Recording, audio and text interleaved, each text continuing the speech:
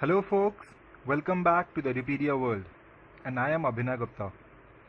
So again we are continuing with the standards on auditing, right? And the audit standard that we were actually looking into was SA 220, the quality control of an audit of financial statement, right? So we have already had 2 lectures on this essay, and in that 2 lectures we have already covered 90% of the standard. Right, we are left with just 2 last important points, that is monitoring and documentation.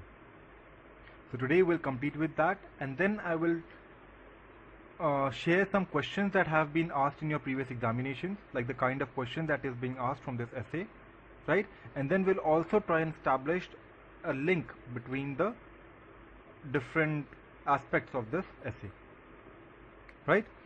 So let us get into quick revision of it. Let us give 2 to 3 minutes to that. So basically, what is the objective of the auditor?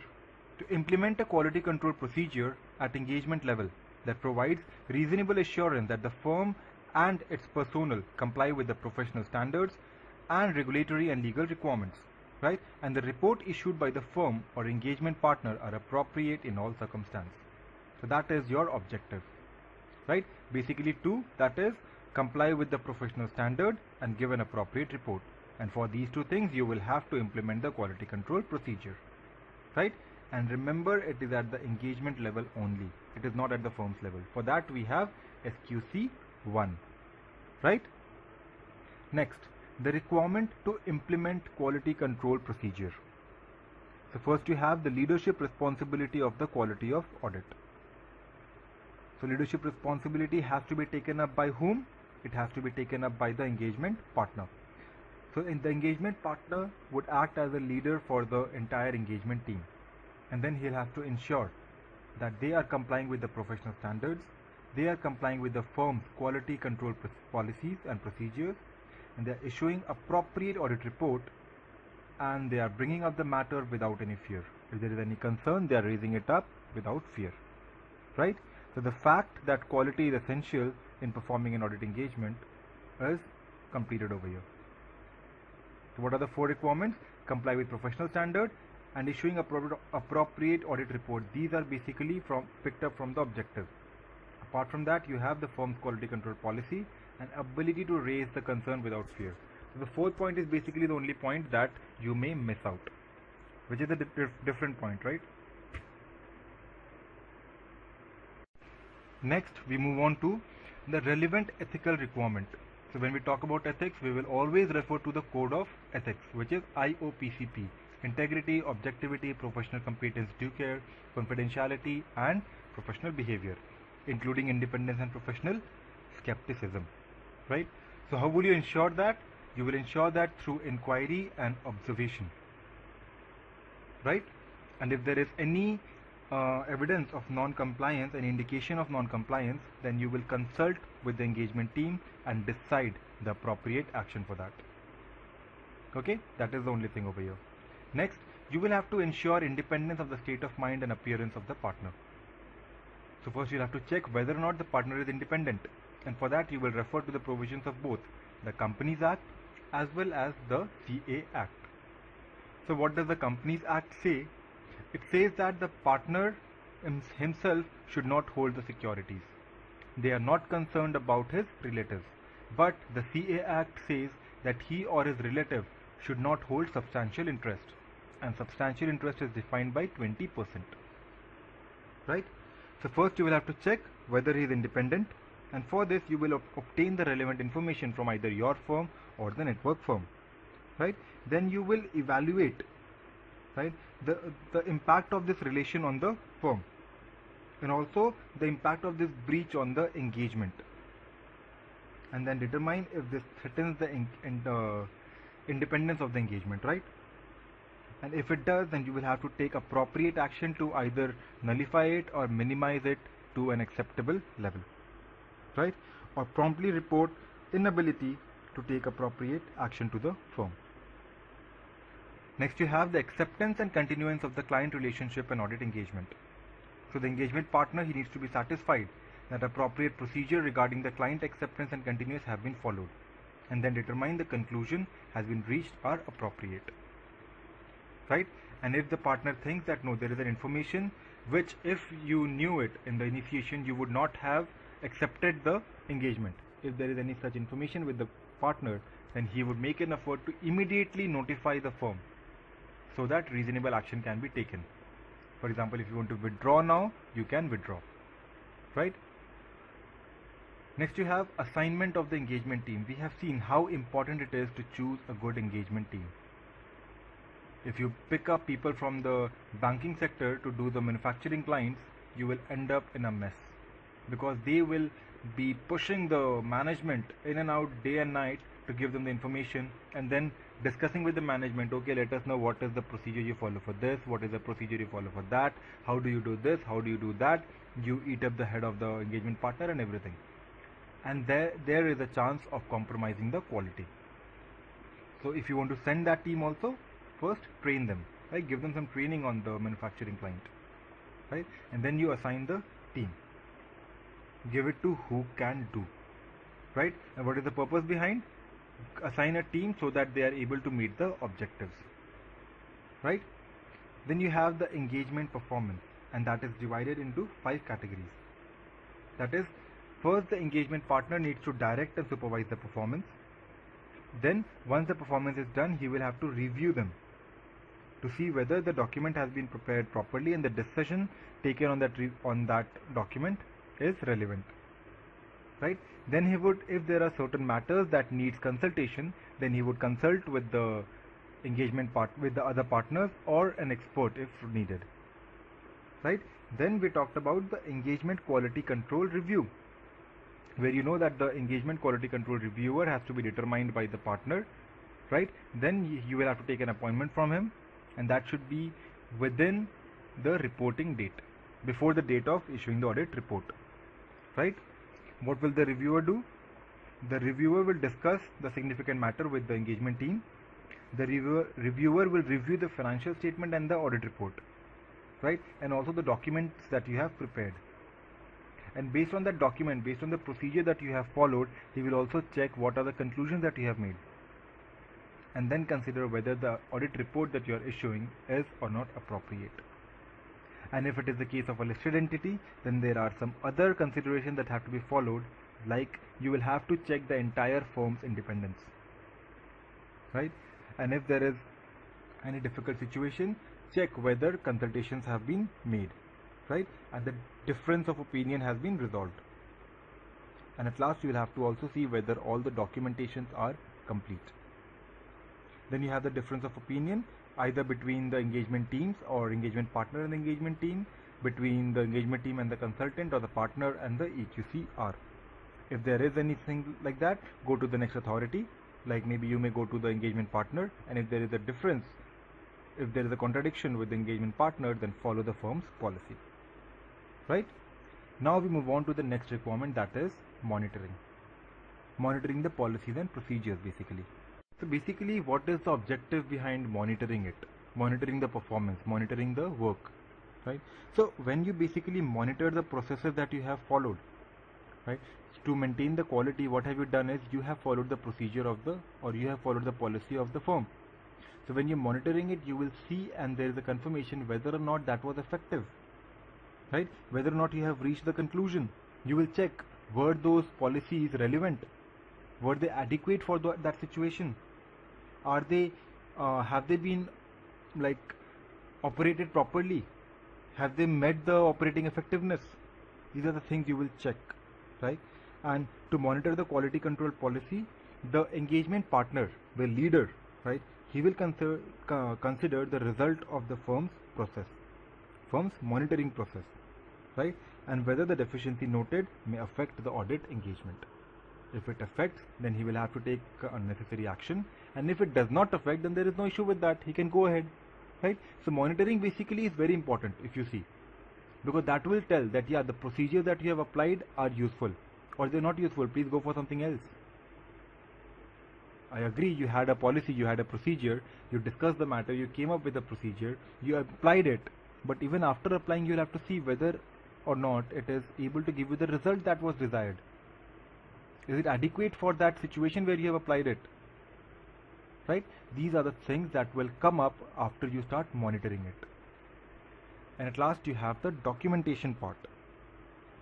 So the documentation basically will be divided between two people. The auditors, the engagement team, they will have to document their own things. And now if the EQCR is performed, then the EQC reviewer will also document his portion, right? So that he's able to confirm at the end that yes, we have performed the EQCR, we have performed the quality control review. And when we have performed, how we have performed, all these things have to be like supported, right? And they will be supported with the documents. So basically, what are the kinds of documents that the auditor will prepare? So auditor will prepare the documents where you have issues identified with the compliance with the relevant ethical requirement, right? And if there was issue with the compliance of ethical requirement, then obviously you must have resolved it. How did you resolve it is also needed to be documented, right? Then if there is a conclusion on the compliance with independence requirement, you had undergone a procedure, right, with the independence requirement to check whether or not the partner is independent. For that you refer to the firm's policy, you took information from the firm.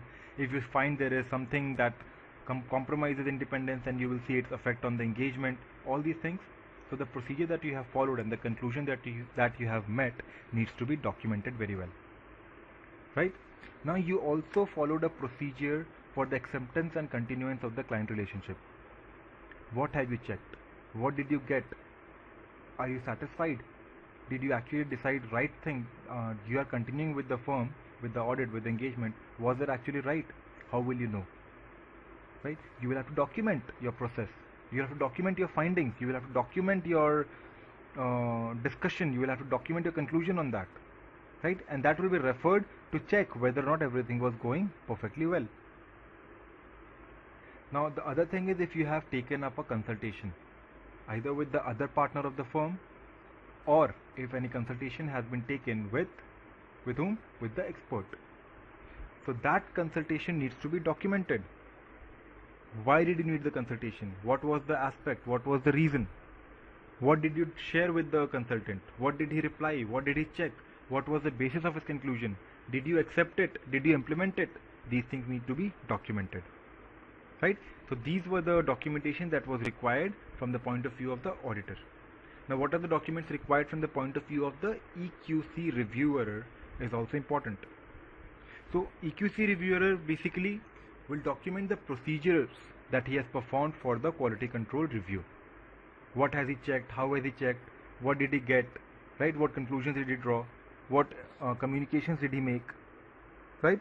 Then he will also have to document that yes, my EQCR was completed before the date of the audit, because that is the statutory requirement. Right? Before the date of audit report, actually, not audit. And in order to be safe and secure, he will also mention, right, that he is unaware of the unresolved matters. What are the conclusions made? What are the procedures undertaken? He is unaware of that and he did not review it. Right? So he was not aware whether the conclusions made and the procedures followed were appropriate or inappropriate. So these things have to be documented so that he is safe on his end. So if there is an issue in future, the reviewer can come up and say, see, I have done my job very well and I was not aware of these things. So please excuse me, if you have to do something, please do it with the engagement team. I was not involved. Right? So in order to keep his part clear, right, in order to keep his hands clean, he will have to document things for future references. That is basically the documentation part. Right? So with this we have already come to an end of the essay. We have completed everything in the essay. Now I will link the various parts of the essay so that it is easier for you to remember the flow. Right? Now we will start mugging up of how it goes ahead. So always remember your objective. For quality control, objective is to implement a procedure, right, that would help you to comply with the professional standards and also provide an appropriate report. Right? Now, these objectives will also be referred at two other places. What are they? During the course we had come across that. Right, somebody guessed it very right, that is assignment of engagement team. So when you're assigning the engagement team, all you're making sure is that the objectives are being met. Right? And again, in the engagement performance, when we were discussing about the engagement performance, we talked about direction, supervision and performance. So the engagement partner will always direct, supervise and perform so that the objectives are met. So over there also you are referring to the same thing, right? That yes, the standards have been followed and the audit report is appropriate. So two things where you are linking the same, right? Now when you come to the requirement section, first is the leadership responsibilities. So once you take up the leadership, you will check whether ethical requirements have been met. After the ethical requirements have been met, you will ensure independence. If you refer to SA 200, right, after objective, your requirement, the first part of your requirement was to check the ethical requirements. So over here also, once you have attained the leadership, the first part you will check is the ethical requirement. And then the independence. Independence was a part of ethical requirement over there. But here you check the independence separately, right? And independence of the partner. Again, there are two ways, the Companies Act procedure and the CA Act procedure. And you will have to compare the both and check whether or not he is independent, right? Then acceptance and continuance of client. Did you see this somewhere? Yes, this entire concept was also reflected in SA 210, agreeing to the terms of an audit engagement. So the precautions that you have been taking over there, the preconditions over there is also relevant over here. So that was about acceptance and continuance of client relationship. Then we had seen the assignment of engagement team, already connected it to the objectives. Engagement performance, connected the first portion to the objective, right? So what happens in the engagement performance? Go through the entire performance. Direct, supervise, perform, review it, consult if needed, get it checked, and then come to a parallel opinion, right? And then you go on to monitor. Monitor what? Monitor the entire flow, monitor the procedures, monitor the quality control policies that you have implemented. And in documentation part now, when we talked about the 4 kinds of documentation that the auditor makes, what they are actually. First is that you know that we had to document the issues relating to the compliance with the relevant ethical requirement, which is actually nothing but this part, relevant ethical requirement. This is what you need to document, right? Next, you had to document the conclusion on the compliance with independence requirement, which is this portion. Next, you had to document the conclusion reached regarding the acceptance and continuance of client relationship, which is this portion. And then you have to document the consultation that you have made, which is a part of engagement performance, the second part. So these are the 4 specific things that you need to document. So whenever you're talking about document, please refer to the essay. You already have the answer over there itself, right? And for EQCR, you already know the 3 documentation things, right? So it is very, very simple. There are just 7 requirements, 8 requirements. Be a leader, ethics, check the ethics, check independence, check acceptance. Then after you have checked acceptance, appoint teams to go there. Then you have to check the entire performance, supervise it, direct them, review, consult, get it checked, get to a parallel opinion, then monitor the policies that you have used, and then document everything and end it up. That is the SA 220. So with this, we'll conclude this essay, and in the next lecture, we'll take up essay 230. Right? So until then, please stay tuned. This is Abhinay Gupta signing off. Thank you. Bye-bye. And remember, you have to prepare the handwritten notes and do all the revisions. Right? With those words, I will be signing off.